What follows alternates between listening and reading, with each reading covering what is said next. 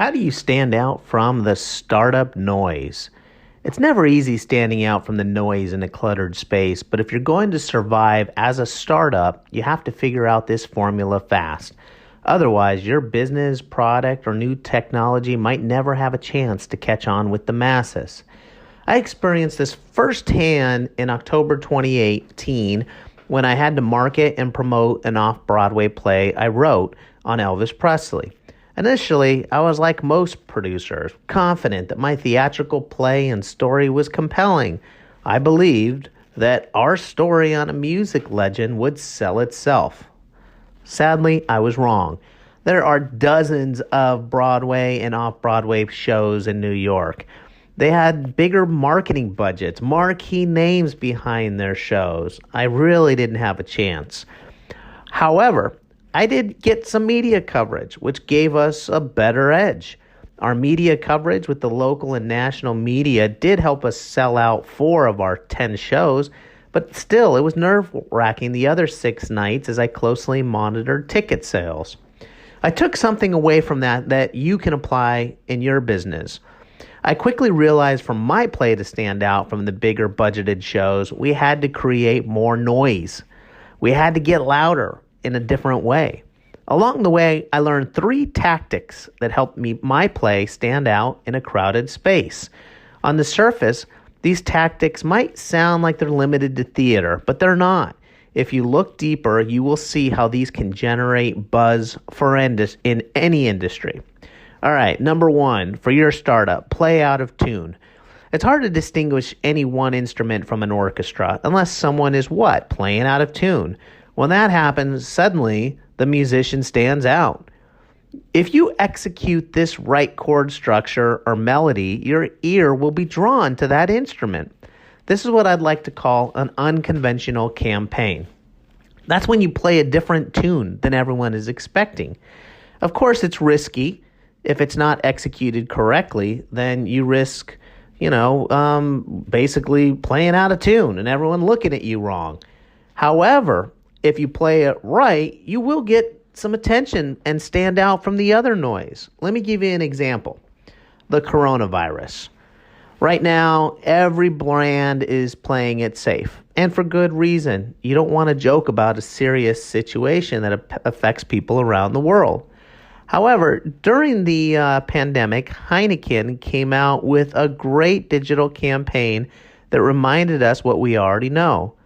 At the time, bars were closed.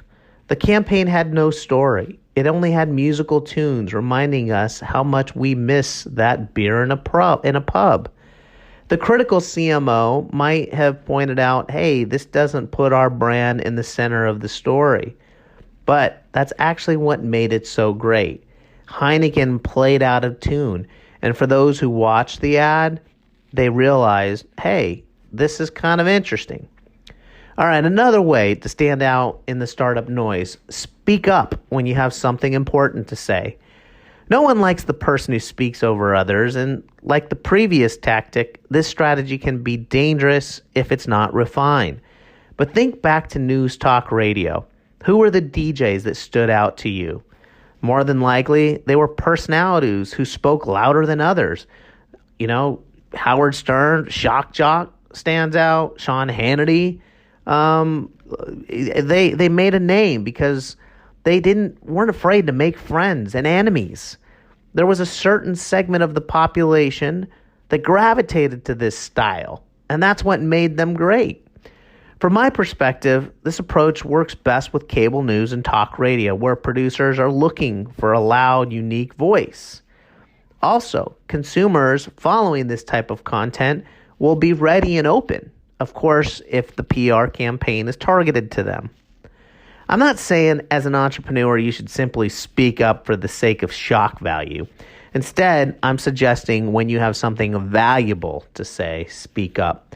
The only thing worse than a loud voice at dinner is the loud uncle at dinner who says absolutely nothing, adds absolutely nothing to the conversation. Finally, leverage showmanship. Liberace, Elvis Presley, they did it best. They knew how to dress the act and hypnotize their fans with fashion. I think Mark Zuckerberg also did this without even realizing it.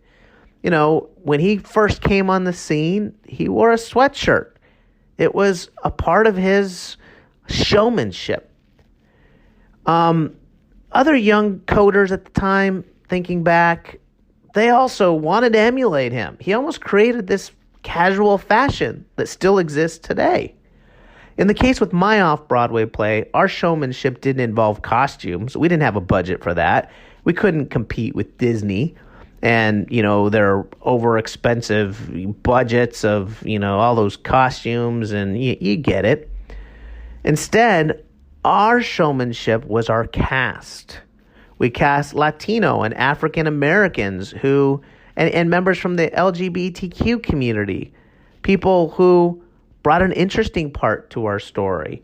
One of the main characters, the Colonel Tom Parker for our play, was a Puerto Rican, even though the Colonel Tom Parker was not. He was from Amsterdam.